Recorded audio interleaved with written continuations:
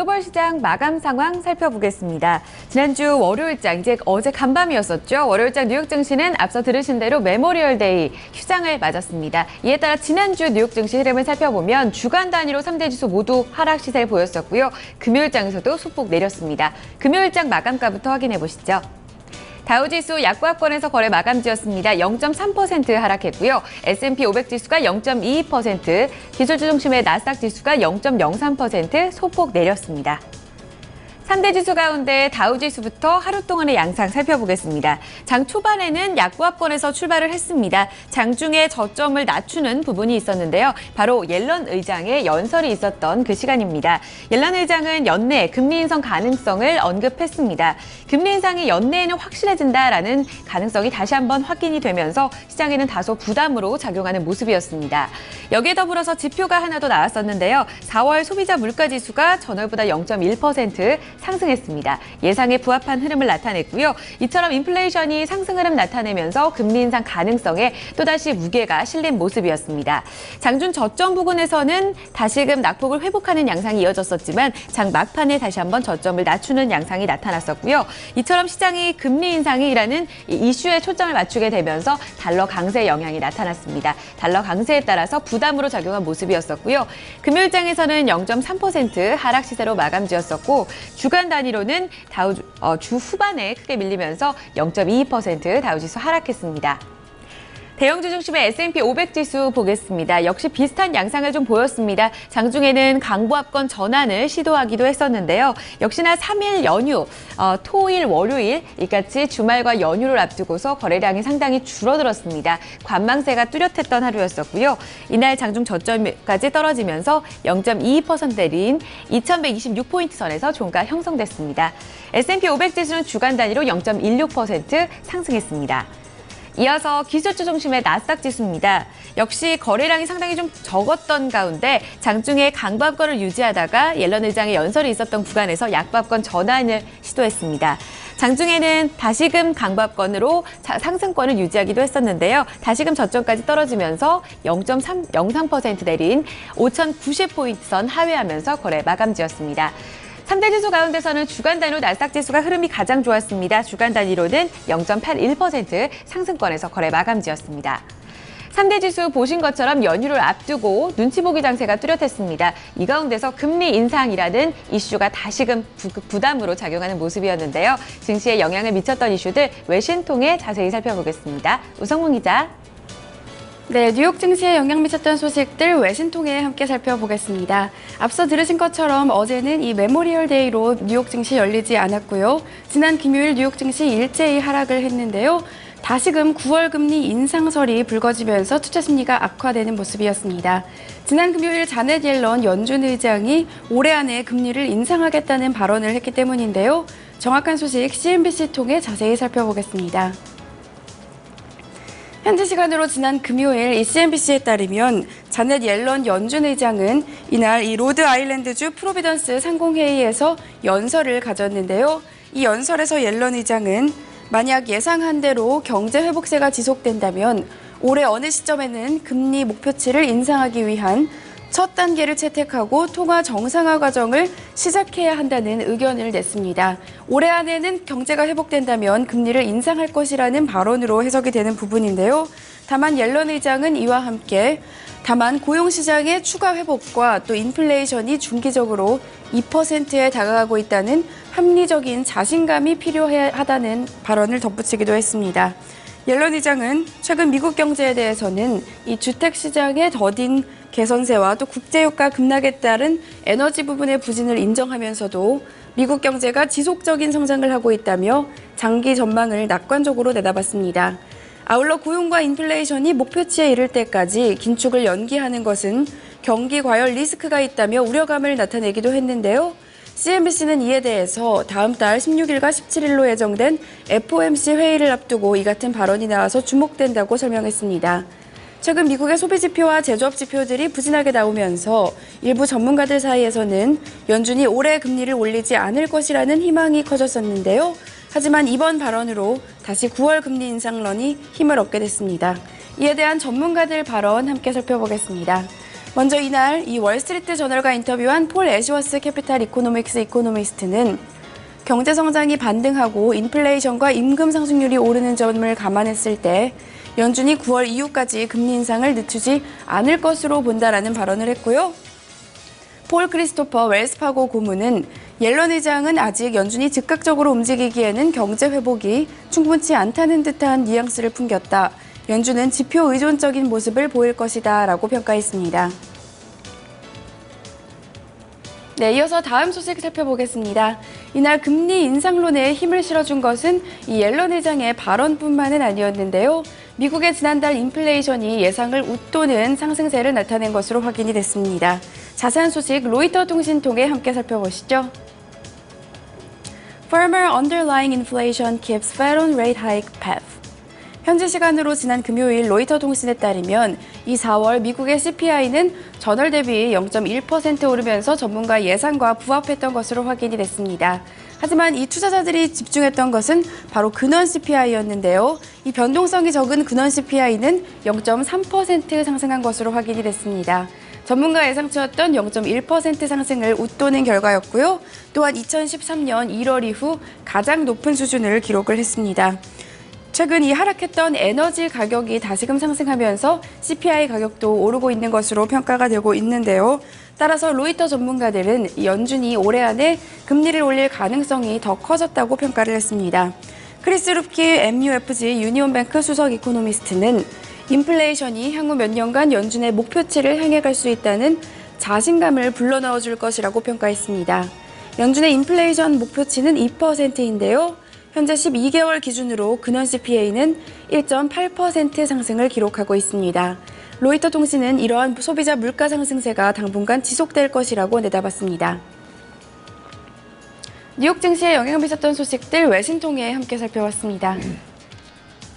네, 자 이렇게 지수별 흐름과 뉴욕 증시에 영향을 미쳤던 주요 소식들 저희가 좀 살펴봤습니다. 자 그러면 지수 내 구성 종목들 개별 종목은 어떻게 마감이 됐는지 주요 종목 마감 상황 살펴보도록 하고요. 이에 따른 또 종목별 외신 소식도 함께 알아보도록 하겠습니다. 다시 시황센터로 넘어갑니다. 어이지 앵커 우성 기자 계속해서 전해주시죠. 네, 다우지수를 구성하고 있는 30개 구성 종목 가운데서 6개 종목만이 상승을 했습니다.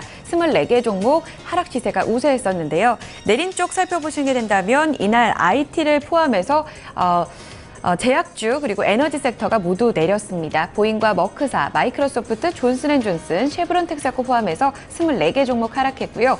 금융주가 이날 선방했습니다. 골드만삭스, 애플, 아멕스와 비자카드사 6개 종목 올랐습니다.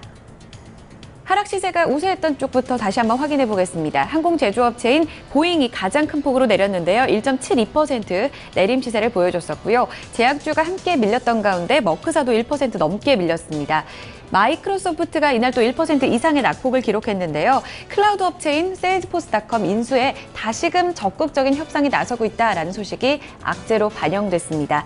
1.10%의 하락을 보여줬고요. 엑소모빌과 쉐보론 텍사코 함께 동반 하락했습니다. 상승했던 쪽 살펴보겠습니다. 이 금융주가 이날 장에서 선방하는 양상 나타났습니다. 골드만삭스 그룹이 1.39% 하락 시세를 상승하는 모습을 나타냈었고요. 카드사인 아멕스, 비자카드 모두 강보합권에서 거래 마감지었습니다. S&P 500 섹터 내 업종별 흐름 살펴보겠습니다. 이날 대체로 좀 하락 시세가 우세했습니다. 선방했던 쪽은 금융주를 제외하고는 전 섹터가 모두 내림 구간에서 거래 마감지였었는데요. 운송주를 포함해서 산업재가 가장 큰 낙폭을 보여줬었고요. 소비재와 에너지 섹터, 바이오 헬스케어, 유틸리티까지 모두 낙폭을 기록했습니다. 이날 특징주 확인해 보겠습니다. 이날 대표적으로 이 기술주 상당히 좀 좋지 못한 양상을 보여줬었는데요. 기술주 가운데서 휴렛패커드가 주가 선방하는 양상 나타났습니다. HP는 이날 성적표를 공개했었는데 주당 순이익은 비용 감소로 인해서 증가를 했습니다. 하지만 매출은 전년 동기 대비 하락하는, 감소하는 양상을 나타냈었는데요. 이같이 엇갈린 성적표보다는 기업 분할에 더욱더 투자자들은 주목하는 양상이 이어졌습니다. 기업 분할 이슈를 두고 기대감 반영됐고요. 2.75% 강세로 마감 지었습니다. 한 종목 더 확인하겠습니다. 이날 M&A 이슈도 있었습니다. 온라인 여행 사이트인 엑스피디아가 중국계 온라인 여행 예매 서비스 업체죠. 엘롱을 매각하겠다는 소식이 전해졌습니다. 이 소식에 재무구조 개선 기대감 반영되면서 엑스피디아 주가가 6.71% 113달러 선을 기록하는 모습이었었고요. 이번에 지분 전부를 경쟁사에 매각하게 됐는데 이 엘롱 같은 경우에는 새로운 주인을 만나게 됐습니다. 이 같은 소식에 엘롱의 주가 역시 8% 급등 양상이 이어졌습니다.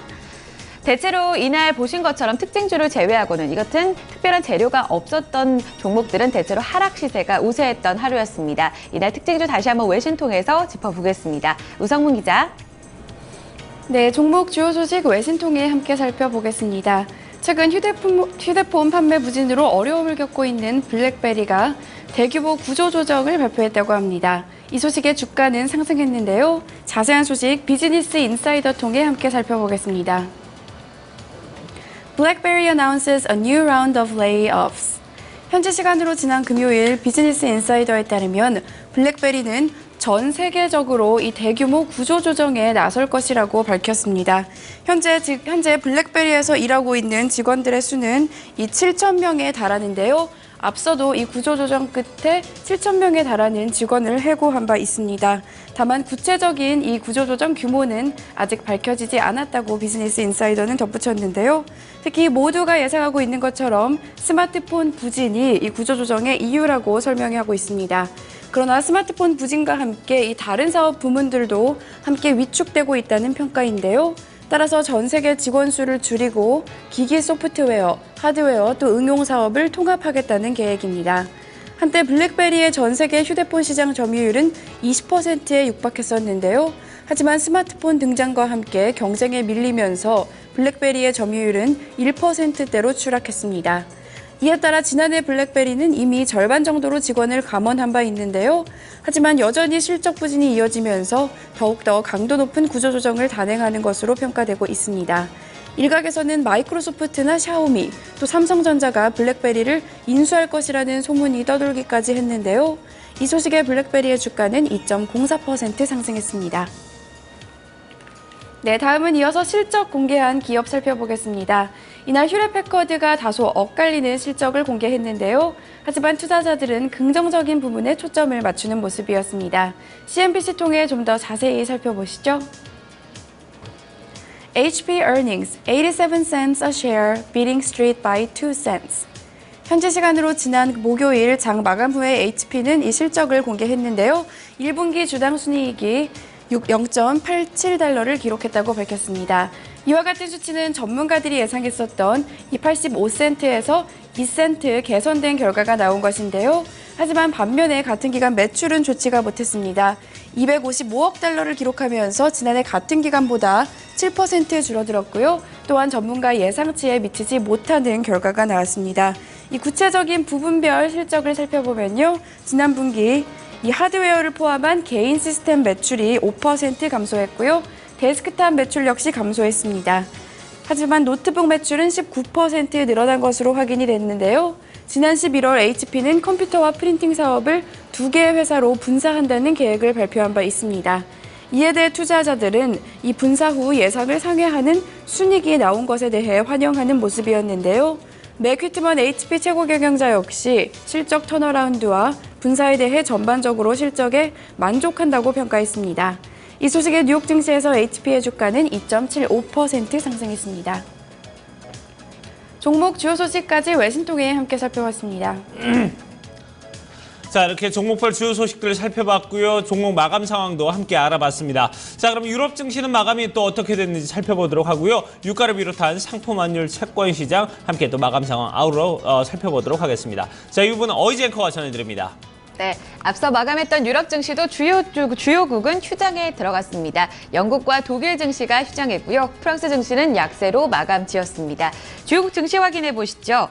영국 푸치백 지수가 지난주 금요일장에 강보합권 거래 마감 지었습니다. 0.26% 오르면서 7,031포인트 선 기록했고요. 독일 닥스 지수 역시 금요일장 마감가입니다. 0.42% 내렸고 11,815포인트 선을 기록했습니다.